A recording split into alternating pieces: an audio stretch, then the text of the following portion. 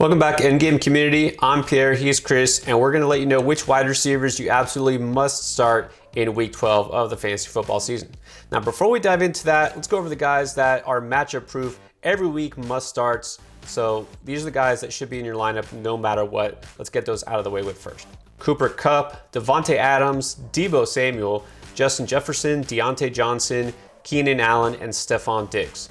Now, what about those receivers who may or may not be must start? Let's talk about them and their week 12 matchups. So let's start with the Bengals and Ja'Marr Chase, lighting the world on fire the first half of the season, slowing down lately. He did catch a touchdown, but how do you feel about him against the Steelers in this divisional matchup?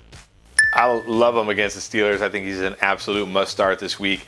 I don't know what's going on with the Steelers defense, but they couldn't stop the Lions. They couldn't stop the Chargers. I don't think they're going to stop Ja'Marr Chase. Definitely a must start. Yeah, Chase has that kind of upside you just can't leave on your bench. I mean, he's always ready to go downfield and make a big play, and he's been targeted in the red zone a lot, so agree. I think you have to start him. But what about his teammate T. Higgins? Had a very disappointing week 11.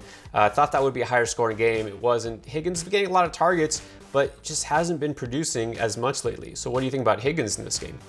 Not a must start, but again, a good start just because his defense has looked so bad. I mean, they gave up over 200 yards and a touchdown to Keenan Allen and Mike Williams, so there's room here for T. Higgins as well. Not a must start, but a good start. Yeah, I've got to think he'll bounce back. Again, he is at least getting targeted enough, and that Steelers defense, a lot of injuries still. So I feel pretty good about Higgins. I'd say almost a must start. All right, moving on to Seattle. I mean, that offense, what is going on there? Russell Wilson not looking like himself. It's hard for me to say DK Metcalf isn't a must start just every single week. But is he going against your football team this week? Yes. I did have to hesitate a little bit there, but yes, because if there's ever a get-right spot for this offense, it's the football team. They gave up 2 touchdowns to Cam Newton through the air and another one on the ground. This defense is still not good. Chase Young is out for the season. So this is a get-right spot for the Seahawks. DK Metcalf, still a must-start. Yeah, again, that's the kind of guy you can't leave on your bench because you know his potential. So in this matchup, I think it begs you to keep him in there. And then Tyler Lockett actually producing. We know he clicks with Russ. He was the one guy who kind of did something last week. Same thing, must start against Washington. Yeah, same thing, must start. Obviously, a little more boom bust than Metcalf, but definitely a must start. Yeah, I keep the faith. I keep both these guys in my lineup. All right, let's get to the Buccaneers. A lot of receivers that are fantasy relevant, but AB is still sidelined. Don't think he's going to make it back for week 12. We never know. But what about Chris Godwin? Let's start with him. Is he a guy you're going to keep locked in there going against the Colts in this suddenly fierce defense? It's a fierce defense, but they are still giving up a lot of fantasy points to wide receivers. So definitely Chris Godwin, close to a must start every week, definitely a must start in week 12. Yeah, I think so. I'm pretty much never going to take Godwin out of my lineup because of, the Brady connection. Same thing with Mike Evans. He's more boom bust, but same feeling with him against the Colts. Yeah, definitely. Both these guys must start. Yeah, I agree there. All right, what about A.J. Brown? Now, this is tricky because we don't know his status. He left the game in and out this past week about 3 different times, first with a shoulder and then a knee, then a chest injury. So let's assume he does play because we haven't heard anything. We actually got good news. He got negative x-rays on Monday. So assuming he is a full participant in this game, do you keep him locked in your lineup after a disappointing game?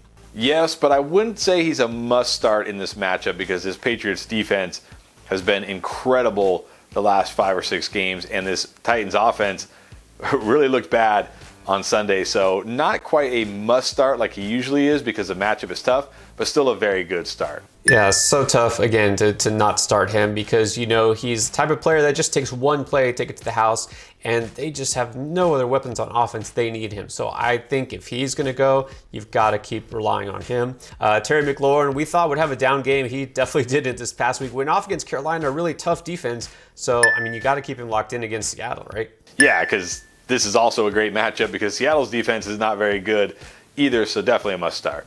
Baltimore Ravens here. Now, Marquise Brown and Lamar Jackson both missed past week. Let's assume they're both going to be back. So going against the Browns, is he going to be back to wide receiver 2 status?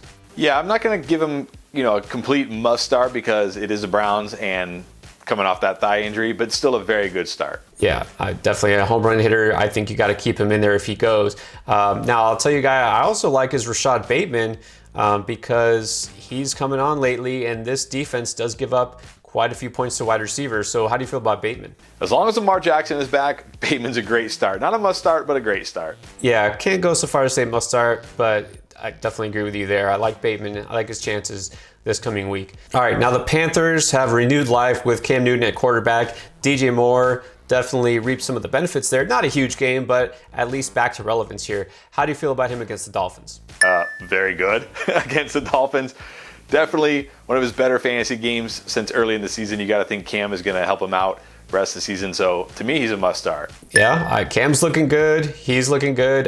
He's the kind of player who doesn't need a ton of targets to be productive. So agree, keep him locked in there. Now, what about Adam Thielen? I did make the mistake of saying he was kind of touchdown dependent last week. And of course, he did score a touchdown, but also had a pretty good game otherwise. Going against San Francisco, good defense, but not a lockdown defense against receivers. So do you keep starting him? I keep starting him, but he's not a guy I consider a must start like Justin Jefferson. He's a very good start. Tough matchups like this one is still a very good start. Yeah, I feel pretty good about Thielen. Again, if he's going to keep getting the end zone, I feel like there's no reason to take him out. So I'm going to go as far as to say I think must start this week. Now, I don't think I would go that far with Jalen Waddle of my Dolphins. You know, he does have a high floor in PPR leagues, but against the Panthers, which was a good defense until last week, how do you feel about Waddle? Yeah, not a must start, but another good start. He did score a touchdown last week, but it was a rushing touchdown, so don't bank on that. But yeah, definitely has a nice safe floor in PPR leagues. Yeah, not a must start for me, but definitely a guy that you could consider if you want to play it safe. What about Michael Pittman? Been a little up and down. He's still the alpha there, but it's like all Jonathan Taylor. How do you feel about Pittman against Tampa Bay? Much better than I did last week when I had him as a bust. I think he's a must start again this week because Tampa Bay, not a ferocious defense like they were last year, and the secondary definitely not ferocious. So there's going to be chances for big plays here for Pittman, so I got him as a must start. Yeah, I think he'll definitely go up in value this coming week. They should have to pass the ball more, definitely against Tampa than they did last week. All right, what about Brandon Cooks? Let us down last week. Will he rebound against the Jets? Definitely not a must start. He's an okay start for me. He's a decent deep league flex start because I do worry that they just won't have to throw a lot against the Jets. So an okay start. I don't think they'll have to throw against the Jets. I think they will because they can. And like that last week, it was rainy. It was just a weird game where Tennessee was down the whole time. Houston didn't need to throw the ball. I'm going to roll with Cooks. I'm going to say go ahead and start him this week. Now, Devontae Smith of the Eagles, been looking really good. How do you feel about him against the Giants? He's just a guy that I'm going to say every week is a good start, but not a must start because the issue here is not Devontae Smith. It's the fact that the Eagles no longer are throwing the ball 35 to 40 times a game. So just not a lot of volume here, but the matchup is good. So he's a good start, but not a must start. Yeah, I don't think he's ever a must start because that offense is starting to run the ball more, but I think you can play him if needed. Feel fairly good about him. All right, now here's the tricky question. Okay, going into Thanksgiving, the Cowboys, Amari Cooper is out. We already know that. CeeDee Lamb maybe will be back. If CeeDee Lamb, let's start with him, does come back and clears concussion protocol in time, do you have to put him back in your lineup?